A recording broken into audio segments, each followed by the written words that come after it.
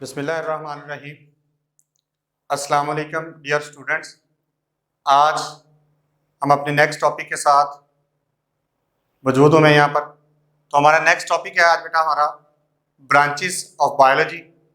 Branches of biology में सबसे पहले नंबर पर बेटा जो हमारे पास ब्रांच आती है वो है मॉर्फोलॉजी। अब मॉर्फोलॉजी क्या है? मॉर्फोलॉजी के मीनिंग को अगर हम देखें तो मॉर्फो से मुराद होती है फॉर्मेशन या स्ट्रक्चर भी कह सकते हैं। तो मॉर्फोलॉजी को अगर हम इसकी डेफिनेशन करें तो branch deal with the study of form and structure of living organism, यानी लिविंग ऑर्गेनिज्म की फॉर्मेशन और उनका स्ट्रक्चर क्या है। अब फॉर्मेशन यानी एक लिविंग ऑर्गेनिज्म जो है वो किन चीज़ों से मिलकर बनता है, उसके अंदर क्या कौन कौन सा चीज़ें पाई जाती हैं, और उसका स्ट्रक्चर यानी उसका फिजिकल लुक क्या है या उसकी फिजिकल साख्त क्या है, इसे हम मॉर्फोलॉजी कहते हैं। जैसे हमारे पास यहाँ पे डायग्राम मौजूद है, तो डायग्राम में हमारे पास मॉर्फोलॉजी है। फॉर एग्जांपल हमारे पास फ्लावर की। अब इस फ्लावर में देखा जाए तो हमारे पास मौजूद है कि फ्लावर के अंदर अव्यूल पाया जाता है, सीपल्स पाए जाते हैं, ओवरी है, स्टाइल है, स्टिग्मा है, एंथर है, फिलामेंट। तो ये इसकी मॉर्फोलॉजिकल स्ट्रक्चर है। और इसकी पीटल्स हैं, उनको हम देखा जाए तो ये इसकी फॉर्म है, और सीपल, पीटल, कार्पल, ओवरी, अव्यूल जो है ये स्टूडेंट्स इसका स्ट्रक्चर है। फॉर्म में देखा जाए तो जाहिरी तौर पर फ्लावर हमारे पास मौजूद है। तो नेक्स्ट हमारे पास अब ब्रांच आ जाएगी मॉलिक्यूलर बायोलॉजी या बायोकेमिस्ट्री। अब मॉलिक्यूलर बायोलॉजी, अब अगर इस पूरी डेफिनेशन, इस पूरी ब्रांच को हम ट्रांसलेट करें तो मॉलिक्यूल मुराद है, बायो से मुराद लाइफ है, और लॉजी से मुराद है स्टडी। यानी कौन कौन से मॉलिक्यूल जो हैं वो मिलकर जिंदगी बनाते हैं, या जिंदगी को बनाने के लिए कौन कौन से मॉलिक्यूल जो हैं वो अहमियत के हामिल हैं। फॉर एग्जांपल अगर हम इसमें देखें तो deal with the study of molecules of life, यानी जिंदगी को बनाने वाले मॉलिक्यूल्स। अब जिंदगी को बनाने वाले मॉलिक्यूल्स में कौन कौन सी चीजें शामिल हैं? तो सबसे पहले हमें जिंदा रहने के लिए जो सबसे इंपॉर्टेंट चीज है वो है वाटर। दूसरे नंबर पर जो चीज हमारे पास आ जाती है वो है प्रोटीन। प्रोटीन बेटा हमारी बॉडी के किसी भी सेल को ले लिया जाए और उस सेल को खुश कर लिया जाए तो उसके ड्राई वेट का 50% हिस्सा जो है हमारी बॉडी के अंदर प्रोटीन है। इसके बाद नेक्स्ट देखिए कार्बोहाइड्रेट्स यानी ग्लूकोज वगैरह। ग्लूकोज भी हमारी बॉडी के लिए क्विक सोर्स ऑफ एनर्जी या बेसिक सोर्स ऑफ एनर्जी है, ये भी हमारी जिंदगी के लिए जरूरी है। इसके बाद लिपिड्स की मिकदार, इससे भी हम एनर्जी हासिल करते हैं। इसके बाद न्यूक्लिक एसिड है, यानी इससे हमारा जीन्स जो है यानी डीएनए और आरएनए जो है वो इससे बनते हैं। तो मॉलिक्यूलर बायोलॉजी हमारी लाइफ बनाने वाले जितने भी मॉलिक्यूल्स हैं इस ब्रांच के अंदर हम उसको स्टडी करते हैं। नेक्स्ट ब्रांच के अगर देखें तो हमारे पास आ जाता है एनाटॉमी। अब एनाटॉमी से मुराद होता है अटर्नल स्ट्रक्चर, यानी इंसान का अटर्नल स्ट्रक्चर क्या है, इंसान के अंदर कौन कौन सी चीजें जो हैं वो मिलकर काम करती हैं और उसको लिविंग ऑर्गेनिज्म के तौर पर वो जानदार फिर लिविंग ऑर्गेनिज्म के तौर पर पहचाना जाता है। अब देखें हमारे पास डायग्राम यहाँ पे मौजूद है। अगर हम देखें अपने अटर्नल स्ट्रक्चर को तो हमारे खोपड़ी के अंदर दिमाग मौजूद है, हमारे गर्दन में एसोफेगस पाई जाती है, इसके बाद हमारे लंग्स मौजूद हैं, हार्ट मौजूद है, स्टोमिक है, लिवर है, एसोफेगस है, इसके बाद लार्ज इंटेस्टाइन है, स्मॉल इंटेस्टाइन है। ये सारी की सारी चीजें हमारा अटर्नल स्ट्रक्चर है, यानी ये सारी चीजें मिलकर हमारे अटर्नल स्ट्रक्चर बनाती हैं और एक दूसरे के साथ वेल कोऑर्डिनेट है, यानी एक दूसरे के साथ मिलकर कोऑर्डिनेट करके आपस में काम करती हैं, और इस तरह हमारे जिंदा होने की अलामत ये तमाम की तमाम चीजें। अब अगर हम नेक्स्ट ब्रांच में जाएं तो नेक्स्ट ब्रांच हमारे पास आ जाती है हिस्टोलॉजी। अब अटर्नल स्ट्रक्चर हमने पढ़ा, एनाटॉमी है। अब अगर हमारे पास अटर्नल स्ट्रक्चर में आ गया जी स्टोमिक। अगर हम स्टोमिक को देखें या हम किडनी को देखें, ठीक है, तो ये हमारे पास अटर्नल स्ट्रक्चर में मौजूद है। लेकिन अगर किडनी को आप सर्जिकली तौर पर कट करते हैं और उस किडनी के अंदरूनी साख का मुताला करते हैं, यानी माइक्रोस्कोपिक स्टडी करते हैं किसी टिश्यू की, किसी ऑर्गन की, तो उसे हम नाम देते हैं हिस्टोलॉजी। यानी microscopic study of tissue is called histology. अब इस हमारे पास डायग्राम मौजूद है। अब देखा जाए किडनी का इंटरनल स्ट्रक्चर, तो किडनी के अंदर ग्लोमरस होता है, डिस्टल कन्वोल्यूटेड ट्यूब्यूल है, प्रॉक्सिमल कन्वोल्यूटेड ट्यूब्यूल है, रीनल पेल्वस पाया जाता है, रीनल ट्यूब्यूल मौजूद होता है। ये सारे का सारा जो है वो अटर्नल स्ट्रक्चर है, यानी किडनी इन तमाम चीजों से मिलकर एक हमारे पास ऑर्गन बनता है जिसे हम किडनी कहते हैं। तो किडनी को अगर हम बाहर से देखेंगे तो वो उसका एक्सटर्नल स्ट्रक्चर होगा। मतलब यहाँ पर हम ये बात भी कर सकते हैं कि अगर हम किसी ऑर्गन का एक्सटर्नल स्ट्रक्चर देखते हैं तो उसे एनाटॉमी कहा जाता है, अगर उसका अटर्नल स्ट्रक्चर देखते हैं तो उसे हम हिस्टोलॉजी का नाम देंगे। अब नेक्स्ट ब्रांच में देखें, हमारे पास आ जाता है सेल बायोलॉजी। अब सेल बायोलॉजी, अब हमने पढ़ा था शुरू में डेफिनेशन के अंदर कि बायोलॉजी ग्रीक लैंग्वेज के दो वर्ड बायो और लोगोस से मिलकर बना, यानी लाइफ और स्टडी। तो सेल बायोलॉजी यानी सेल की जिंदगी के मुतल्लिक सेल जो है वो किस तरह काम करते हैं हमारी बॉडी के अंदर, मुख्तलिफ सेल मिलकर क्या चीज बनाते हैं, यानी मुख्तलिफ सेल मिलकर जैसे टिश्यू बनाते हैं, मुख्तलिफ टिश्यू मिलकर अगर देखे जाए तो ऑर्गन बनाते हैं, मुख्तलिफ ऑर्गन मिलकर ऑर्गन सिस्टम बनाता है, और मुख्तलिफ ऑर्गन सिस्टम मिलकर एक इंडिविजुअल बना देते हैं, यानी एक फर्द, एक जिंदा जानदार बना देते हैं। तो सेल हमारे अंदर क्या करते हैं जी, study of structure and function of cell.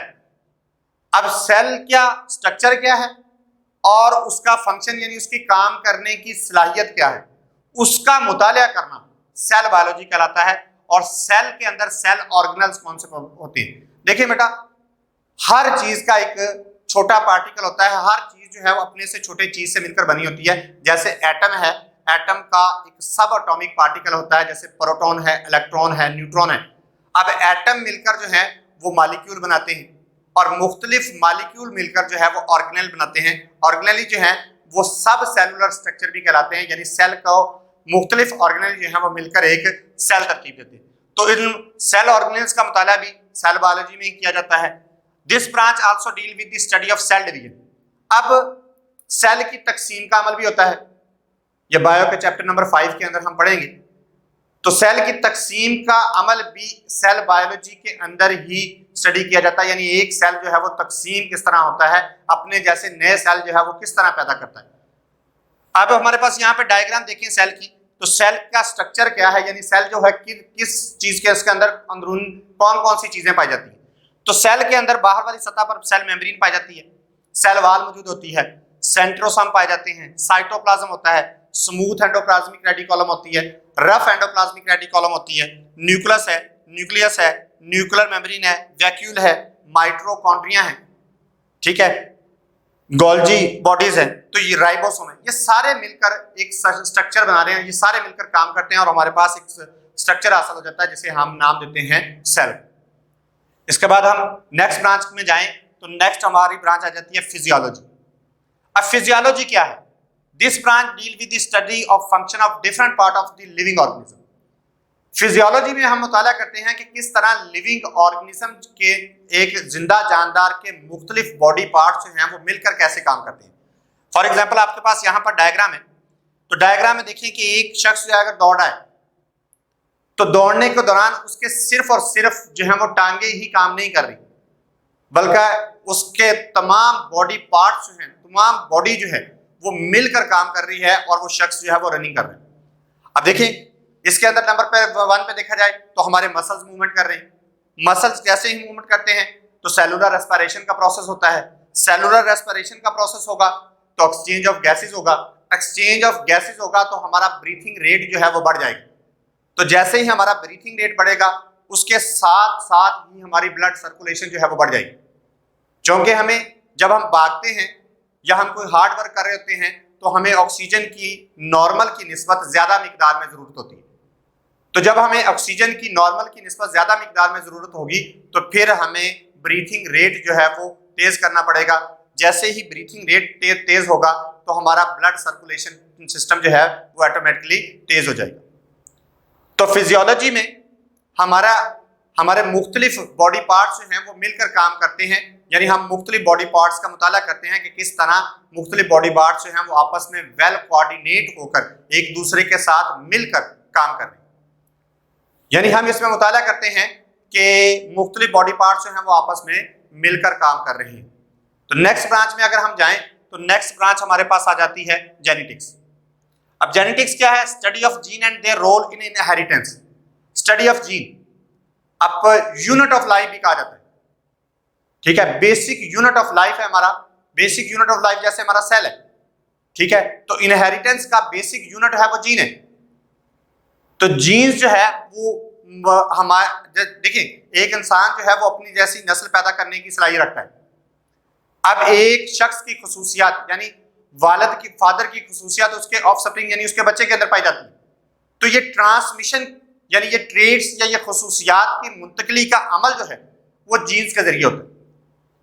तो इसका मतलब हम ये कह सकते हैं कि जीन्स जो है वो विरासत की बुनियादी इकाई है। एक शख्स की खुसूसियात एक नस्ल से दूसरी नस्ल में मुंतकिल होने के लिए जो बुनियादी चीज है उसे हम जीन्स कहते हैं। इसका तो जीन्स का मुताला इनहेरिटेंस में कि खुसूसियात किस तरह अगली नस्ल में मुंतकिल होती हैं उसे हम जेनेटिक्स में मुताला करते हैं। अब इनहेरिटेंस क्या है? Inheritance mean the transmission of a character from one generation. ये मैंने अभी आपको बताया कि इनहेरिटेंस से मुराद है खुसूसियात का एक नस्ल से दूसरी नस्ल में मुंतकिल हो जाना। फॉर एग्जाम्पल हम ये इस तरह कर सकते हैं कि फादर जो है वो अपने फादर की खुसूसियात जो हैं वो बच्चों में किस तरह मुंतकिल होती हैं, या उसके अंदर फादर के अंदर खुसूसियात उसके फादर की तरफ से मुंतकिल होकर आई हैं। और ये मुंतकिली का अमल one generation to another generation is called inheritance, यानी हम इसे इनहेरिटेंस यानी विरासत का नाम देते हैं। अब नेक्स्ट ब्रांच में बेटा आए तो स्टूडेंट नेक्स्ट ब्रांच हमारे पास है एम्ब्रियोलॉजी। अब एम्ब्रियो एक छोटा सा पौधा, स्मॉल प्लांट कहा जाता है। अगर हम मटर का एक बीज लें और उसको उसके ऊपर उसका जो पर्दा है उसको हम उतार दें तो उसके अंदर से हमें दो हिस्सों में, दो टुकड़े में तकसीम हो जाएगा। अब उनको हम जो दो टुकड़े हैं उनको हम एक को कोटिलेडन कहते हैं, यानी दो कोटिलेडन डाइकोट है। उसके अंदर एक छोटा सा तना सा, एक छोटा सा स्मॉल प्लांट के छोटा सा तना सा हमें नजर आएगा जिसे हम एम्ब्रियो कहते हैं। The study of development of embryo to a new individual. अब ये मुताला करना कि एक एम्ब्रियो से एक नया पौधा किस तरह बनता है। और एम्ब्रियो जो है, अब देखिए एम्ब्रियो अगर तकसीम किया जाए तो उससे हम दो हिस्सों में तकसीम करते हैं, एपिकोटाइल और हाइपोकोटाइल, ठीक है, या पॉलीम्यूल और रेडिकल की शक्ल में तकसीम कर देते हैं। यानी एक से शाख निकल आती है और एक से जड़ें निकल आती है। जो एम्ब्रियो का नीचे वाला हिस्सा है वो सबसे पहले उसकी रूट फॉर्मेशन होती है, यानी उसकी जड़ें बनती है। उसके बाद वो खुराक हासिल करना शुरू होता है और साथ ही ये रेडिकल जो है वो ऊपर की शक्ल को, साथ ही ऊपर वाला तना जो है वो शूट की शक्ल में जमीन से बाहर निकल आता है। तो इस तरह अगर देखा जाए तो एम्ब्रियो जो है वो एक मुकम्मल पौधे में, यानी हमें एक मुकम्मल प्लांट हासिल हो जाता है। तो इस चीज का मुताला करना कि एक एम्ब्रियो जो है उससे किस तरह हम नया पौधा हासिल करते हैं उसे हम एम्ब्रियोलॉजी का नाम देते हैं। तो बेटा ये स्टूडेंट्स आज का हमारा लेक्चर था। नेक्स्ट ब्रांचेस के साथ नेक्स्ट लेक्चर में मुलाकात होगी। ओके बेटा, अल्लाह हाफ़िज़।